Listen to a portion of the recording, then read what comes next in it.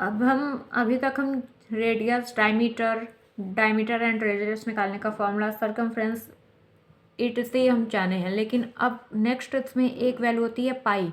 पाई जो है यूज़ किया जाता है, पाई की वैल्यू 20 इन फ्रैक्शन में 22.7 होती है एंड इन डेसिमल में हम 3.14 लिखते हैं।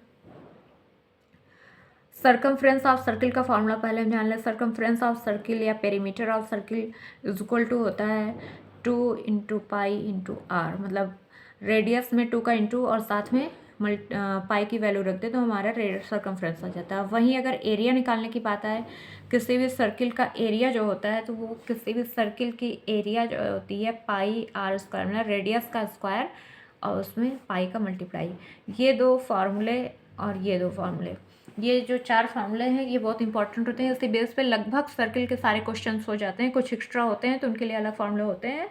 जैसा अभी एक हमारे पास क्वेश्चन है कि एक सर्किल के चारों ओर जो है जिसका 25 सेंटीमीटर जो है रेडियस है,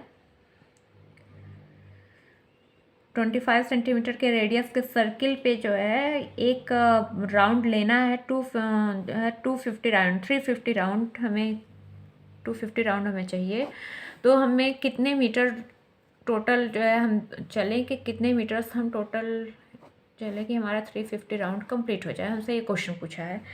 तो एक तरह से देखा जाए 350 राउंड लेने के लिए हम उसके सर्कमफ्रेंस के चारों ओर घूमेंगे। तो पहले हमें ये तो पता होना चाहिए कि वो टोटल कितने मीटर्स दौड़ने के लिए हमको ये तो पता चलना चाहिए कि उसका सर्कमफ्रेंस कितने मीटर का है। उसके बाद हम उसमें 350 से एक राउंड लेने में कितने मीटर हम चल रहे हैं इस सर्कमफ्रेंस से पता चलेगा। उसके बाद हम उस पर 350 से इंटू कर देंगे, हमारा टोटल आंसर आ जाएगा। लेकिन उससे पहले हमें इस चीज़ का ध्यान देना है कि हमसे आंसर मीटर में पूछा है और रेडियस हमारा सेंटीमीटर में दिया है। तो पहले सेंटीमीटर को हमको मीटर में चेंज करना होगा। तो हमको पता है कि 1 सेंटीमीटर इज इक्वल टू होता है 1/100 मीटर। तो 25 सेंटीमीटर इज इक्वल टू हो जाएगा 25/100, दैट इज़ 1/4।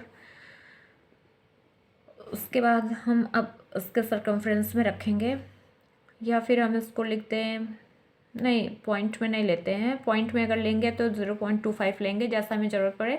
फिलहाल हम सर्कमफ्रेंस का फॉर्मूला यूज़ करते हैं। Circumference of circle is equal to होता है 2 पाई आर।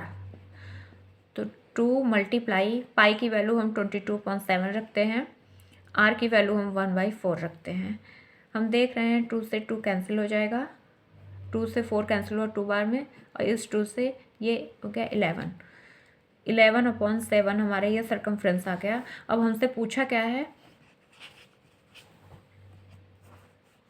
सर्कमफ्रेंस हम पूछा है कि एक उसका सर्कमफ्रेंस 11/7 मीटर आया है। हमसे पूछा है वो इन 350 राउंड्स में कितने मीटर हम जाएंगे। इन 350 राउंड्स 350 मल्टीप्लाई 11/7 सर्कमफ्रेंस का इंटू कर देंगे। तो ये हम देख रहे हैं इससे कैंसिल हो रहा है 50 बार में, एंड 11 इंटू 50 हमारा आंसर आ जाएगा 550 मीटर्स। इतने मीटर्स हम चलेंगे तो हमारे 350 राउंड्स कंप्लीट हो जाएंगे किसी भी circumference of circle whose radius is